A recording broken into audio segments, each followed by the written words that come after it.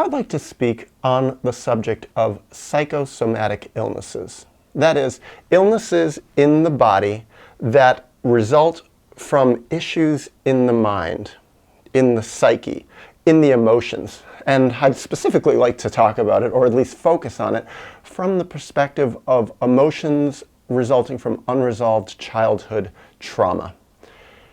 Well, when I think about psychosomatic illnesses, I think about the mind-body connection and how powerful this connection is and can be.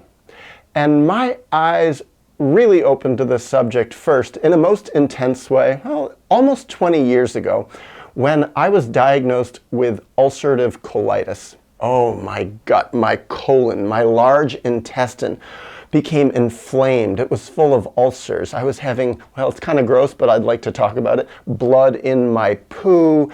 I couldn't control my bowels. I would go to the bathroom at times when there was no toilet nearby. Diarrhea 10, 15 or more times a day. It was awful. I have a whole other video about this and about how I was cured from it, so I'm not going to go into too much detail now, but I will link to the video in the description box below. But what I would like to say about it is it started with an upwelling of unresolved, unprocessed grief about my childhood, my traumatic childhood. And it actually didn't start with colitis. That's what's interesting. It started with migraine headaches. But first, let me talk about what happened with the grief, because this is really important. It was just the first stage of a deeply profound grieving experience where a huge amount of grief came up. I cried for, must have been an hour, hour and a half. I can't remember exactly. This is going back to 2005. But it was all this blocked stuff coming from deep in my unconscious, stuff that I'd had to push down for a long time to be safe in my world as a child, to be safe in my family's system, to make sure that my parents would love me, wouldn't hate me for feeling these feelings that were not allowed, feelings that resulted from the mistreatment of me, the violation of me by them. Well, in my 30s, it started becoming safe enough for me to really feel those feelings, but not safe enough to process them fully. So they came into this area in my psyche. They came out, but I couldn't fully process them. And what happened is it went into my head in horrible splitting migraine headaches.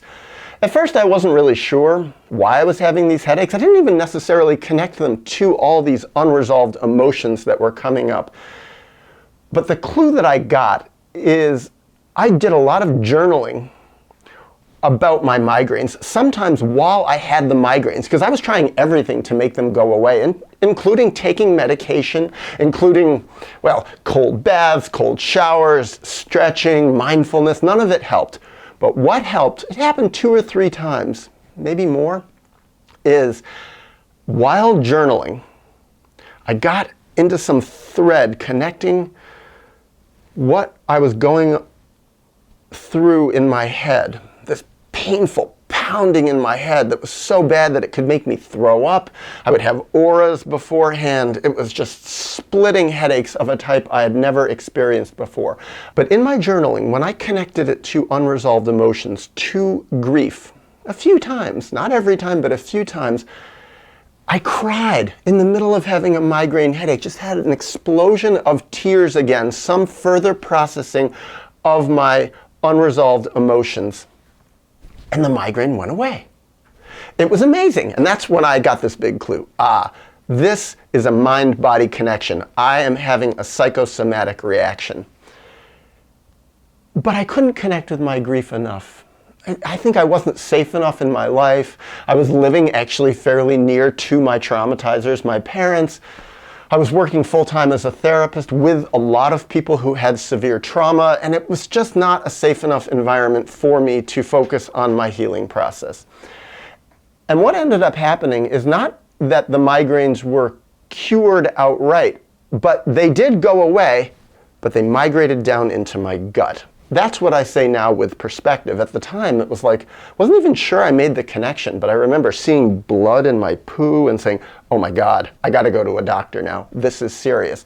The doctor totally discounted that my colitis was caused by unprocessed grief, a highly stressful life. He said, no, your ulcerative colitis, which we have measured through colonoscopies and through tissue samples, this is physical. It can be exacerbated by stress in your life, but it is not caused by stress. And I said, so what do you think is causing it? He said, it's idiopathic. We don't know what's causing it, but we know it is not caused by stress. And I said, well, that's not scientific. Tried saying that to him. He wasn't interested. And then I wrote about it a lot in my journal, and I said, I think he's wrong. How can you scientifically say, we don't know what is causing it, but then say, we know what's not causing it? Well, it didn't go away. That was the problem. I took his medications because I was scared. It was scary. I didn't want to get colon cancer. I didn't want to die. Those are the things he told me that could happen if it was left untreated. And I hoped it would go away, and it didn't. It lasted for several years, 4 or 5 years, of really a horrible physical life that I experienced. I lost a lot of weight. I lost functionality. It's like scared to go out walking a lot because I was like, what if I have to go to the bathroom? What if I poo my pants? It was terrible. Well, to make a long story short, ended up, for various reasons, including my colitis, leaving my therapy practice, leaving New York, going and having a much more free life, a free place for me to feel safe, to continue my grieving process, continue my healing process, get far away from my traumatizers, breaking from my family much more significantly, and grieving much more such that I did heal from colitis. Then there's a third thing that happened, psychosomatically, which I find fascinating. Right when my colitis ended, 5 years later or so, 5 years after the symptoms began, when I went back to pooing normally, having a normal gut, suddenly I got vitiligo. White patches all over different parts of my body, and my hands, under my eyes. You can't see it right now because I don't have a tan, but if I have a tan, it's very visible on my elbows, my feet, my knees, my hips. I remember talking about that with doctors. Nobody made any connection between migraines, colitis, and vitiligo, but for me there was a connection, and the connection was all of this stuff, all of this unresolved emotion that was brewing around in my miserable and tormented large intestine, a place that's incidentally full of a lot of the same neurotransmitters that are in the brain, the serotonin, the norepinephrine, etc., etc. Well, I think what happened is as my grief process continued, as I felt more safe to really grieve, the emotions exploded out of me. They exploded out of my extremities. And where they exploded, I was left with these white patches. I don't have any better explanation. Certainly no doctors do. And now here's an interesting thing about explanations. Could there be other explanations for my what I call psychosomatic conditions? I would say yes. And also I would say this, to be fair and to be clear, just because I had these problems, these things that I call psychosomatic conditions, doesn't mean that everybody's migraines are caused by unresolved emotion, or everybody's colitis is, or everybody's vitiligo is. But I'm pretty sure it was the case with me. And as I sat down to prepare to make these videos, I made a list of all these different psychosomatic conditions or experiences that I have, or experiences of other people that I considered to be psychosomatic. Well, some of these actually I've talked about in other videos, which I can link to again below in the description box. But one is the psychosomatic condition of passing out in times of very high stress, literally becoming unconscious. It's happened to me a few times while giving blood. I mean, one time it's like the nurse kept poking me again and again and again and not being able to find a vein. And it was emotionally overwhelming for me, and I literally passed out. It also happened another time when I was in high school at the funeral of a girl I knew, a neighbor and a classmate. She died in a car accident. It was so overwhelming for me to see her casket that my body literally shorted out. Talk about the mind-body connection. It also happened another time when I was visiting someone who I knew and cared about deeply, who had fallen down a flight of stairs and broken his neck. And I was sitting looking at him in a hospital bed, and some of his family members were there, and they got in a screaming match right over his unconscious body. And I got overwhelmed, and I felt myself starting to pass out. Thankfully, I sat down in a chair. Then I think of other psychosomatic conditions. People who blush, their faces become extremely bright red in moments of emotional anxiety or intensity or embarrassment even. Or then I think of, well, a friend of mine who had really bad GERD, gastroesophageal reflux disorder, when he would spit up stomach acid at night because he was under such stress in a time in his life. Or, well, then I read about in the autobiography of my friend Fred Tim how he got stomach ulcers during a time in the 1980s when a lot of his friends had HIV and AIDS and were dying of AIDS, and it was so overwhelming to him. Also, him being afraid that he might have AIDS too. He didn't end up having it, but he did develop ulcers in his stomach, and they only cured themselves after he grieved. He went to a grieving group, and it helped him. That and also diet. Then I think of a few people I know who have had really, really bad constipation where they can't go to the toilet. They don't poop, sometimes for days or even many, many days in a row.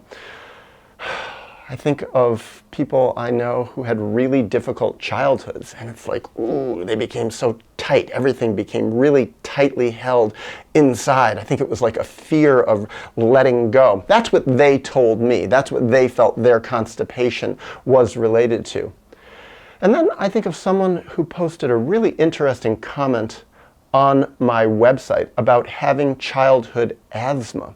I'd actually like to read what he wrote, because I found it quite interesting. He said, "I personally was diagnosed with childhood asthma, although it disappeared way before adulthood. I'm wondering if it connected to my childhood experiences. Asthma being the pathways of breathing being closed off suddenly and feeling severely stuck and in panic. It connects closely to what being terrified as a child by my parents felt like." And he wondered, could this be true? And I would say most definitely. That really makes a lot of sense to me. But is that the only cause of asthma? Well, I've certainly heard a lot of people living in very polluted areas with very polluted air, children especially, and having breathing problems, asthma related to that.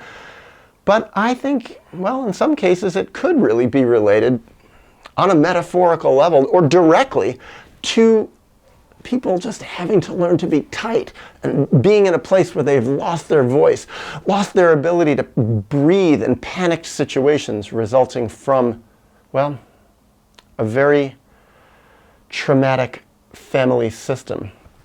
And then I think about another one that sounds a lot like this, a condition called vaginismus, where women's vaginas can involuntarily become extremely tight and constricted, maybe when they don't even want it to, maybe when they're even aroused and want to have sex. And what I have heard from some women who have experienced this, I've read about it also, is that it can be related to unresolved childhood trauma, or even trauma from adulthood.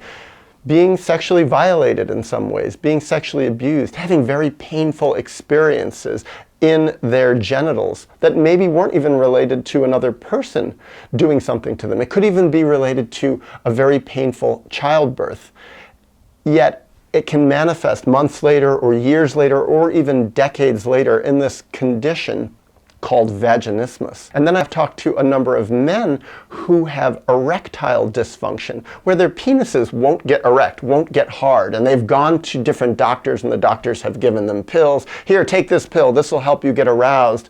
Sometimes it works, sometimes it doesn't. But some of these men that I've talked to, not all of them, but some of them have made the connection between childhood experiences, childhood panic, childhood humiliation, childhood sexual abuse, even, that when they get in positions, when they feel pressured to perform, even they want to perform sexually, they want to have a normal, healthy sexual interaction, their body shuts down, they're unable to. Their unresolved emotions can infiltrate their physical sexual body. Now, of course, I have also heard of cases of men where their penises don't become erect at certain times, where it's not related to emotions. It can be related to strictly physical conditions or just old age sometimes. But I think it's important to acknowledge the possibility that it can be psychosomatic. It can come from unresolved emotions. And then there's another situation that I think of. It involves a person I used to know who was public about this story. He had full body alopecia. All the hair fell out of his body, and it happened 2 different times. And it was totally, from what he told me, related to unresolved childhood trauma. Feelings that he hadn't been able to process.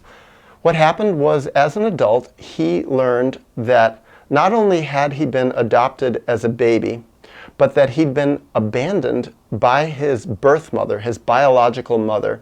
She'd given birth to him in a toilet stall in a movie theater. And this was going back many, many, many decades. She'd given birth to him in a movie theater and literally thrown him away in a garbage can and fled the movie theater. And he was found later by janitors who heard a baby crying in a bathroom garbage can. They pulled him out, and there he was with the umbilical cord still attached. He was adopted to a family, raised.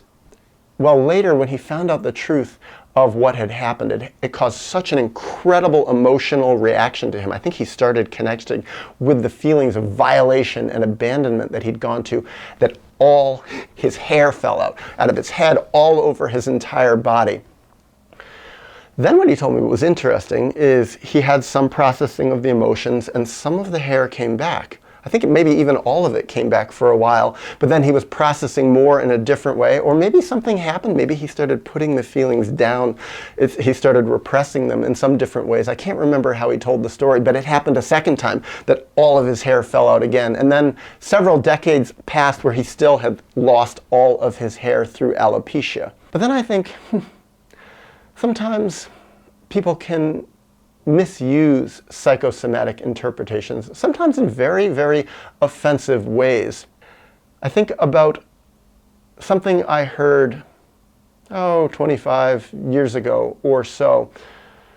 I was spending some time with different friends who had a very spiritual outlook on life, and one of the things they said is all illness starts in the aura. It starts in the spirit, out in the ether, and it's like if you're open to it, and if you open yourself to it, illness can come in. And I didn't really like that idea then, and I really don't like it now. I think of somebody who was a very popular writer in the 70s and 80s, Louise Hay. I believe she came out of the Christian Science tradition.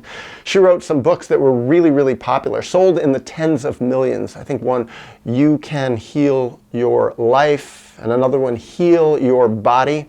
And back then, 20, 30 years ago, I remember looking through, and in one of the books there was lists and lists and lists of physical illnesses that people had or could have, and everyone being connected to an emotional cause, a spiritual cause. And some of them had some validity, but some of them were just ridiculous. And I actually just went on the internet, and I don't have copies of her books, but I found on the internet someone had posted her list of illnesses, and there was just so many, like literally everything you could imagine. And I just went to one alphabetical number, the letter H, and I printed out all of the physical illnesses in the letter H that she considered psychosomatic. I'd like to read this list. I found it interesting. So, H, halitosis, hay fever, headaches, heartburn, heart attacks, hemorrhoids, hepatitis, hernias, herpes. Herpes is psychosomatic. Hip problems, hirsutism being when women just suddenly abnormally start to develop excess amounts of facial hair and other types of hair, chest hair even, that they didn't have before. She calls that psychosomatic. Hives. Well, maybe hives could be. Hodgkin's disease, a type of cancer of the lymph nodes. Holding fluids, Huntington's disease. Huntington's disease, well, I've always read that that was genetically caused. That was coming, even from most people getting it hereditarily from their parents. Nothing to do at all with psychosomatic. Hyperactivity, hyperglycemia, hyperthyroidism, hyperventilation, hypoglycemia, hypothyroidism. Well, to me, this gets into the ridiculous. Like, for instance, Huntington's disease, a known genetic disease. She calls it being caused by resentment at not being able to change others and hopelessness. Well, I'll guarantee hopelessness does not cause Huntington's disease. Perhaps it can speed up the expression of it, but it doesn't cause it. And she says it's caused by it. Or hirsutism. Hirsutism. I've known women who have had hirsutism. It can be really awful for them. And I think it's really an insult to say that it's caused by, as she says, it's caused by anger that is covered over. The blanket is usually fear, a desire to blame. There is often an unwillingness to nurture the self. Well, I think of 3 women I have known who have had hirsutism, and it was actually caused by having cysts in their ovaries, polycystic ovary syndrome. And then I've read about other women having hirsutism coming from thyroid problems or hormonal problems, but nothing to do with psychosomatics, nothing to do with emotions or herpes. Herpes is caused by the herpes virus. That's what causes it. Maybe it can be expressed in times of a lot of stress, but she says herpes is caused by a mass belief in sexual guilt and the need for punishment, public shame, belief in a punishing God. Well, I think that's wrong, and I think that is actually quite dangerous and insulting. I think it's really not right to say that people have psychosomatic conditions where they actually don't have them. It's called, I think the word out there is patient blaming. And part of the danger also is when this attitude comes around that, oh, everything is caused. Everything is caused by problems in the aura or the spirit or in the emotions. People end up trying to treat things that sometimes can have a very simple treatment, especially if it's caught early on, or sometimes a more complex treatment, but that has nothing to do with emotional treatment, nothing to do with grieving and healing or processing unresolved childhood emotions. I think of a number of cases I've read about of children who have cancer, and their parents have beliefs like Louise Hay's beliefs, and they try to treat the child through praying and spirituality and changing their diet, nurturance and love, and the child actually needs to go to a doctor. The child needs to get physical treatment, and sometimes the children die because they're not getting physical treatment, and the parents in that case, to my mind, are extremely neglectful. It's very wrong to not rule out physical conditions before starting to look for psychosomatic cures. And I've heard that in therapy. There's even a lot of cases in the literature of it, of psychotherapists who are treating people for, oh, you have major depression, and actually they had brain tumors. And guess what? Psychotherapy is not going to cure a brain tumor.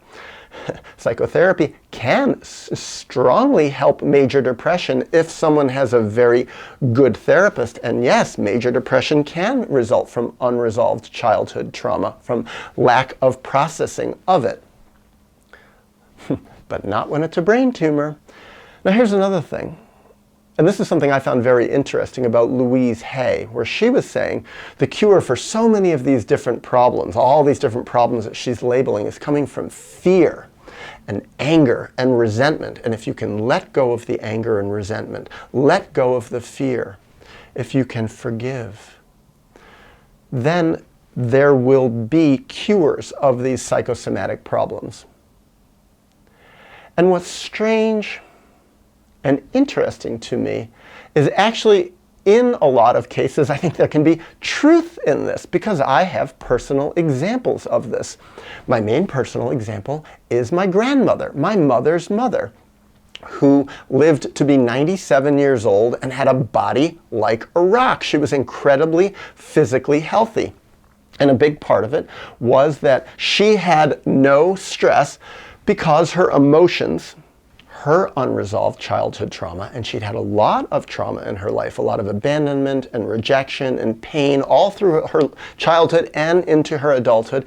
It was buried. She had done what Louise Hay said.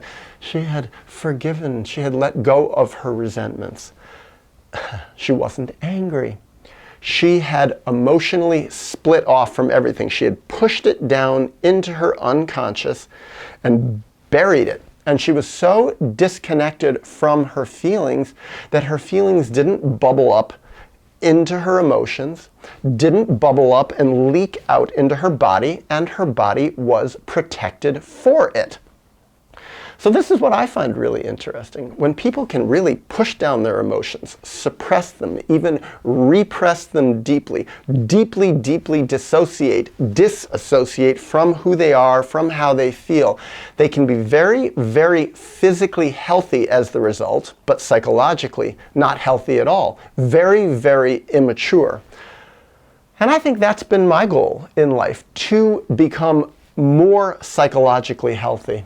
And I think that's where I'm going to start wrapping up this video, is by saying, by bringing up these emotions, by bringing up the dangerous emotions that are not allowed in our families, not allowed in society, often not allowed in religion, the feelings that say, oh, wait a second, my traumatizers were my parents failed me in terrible ways, were unable to be confronted when I was a child, loved me less if I felt my feelings, I had to push them down.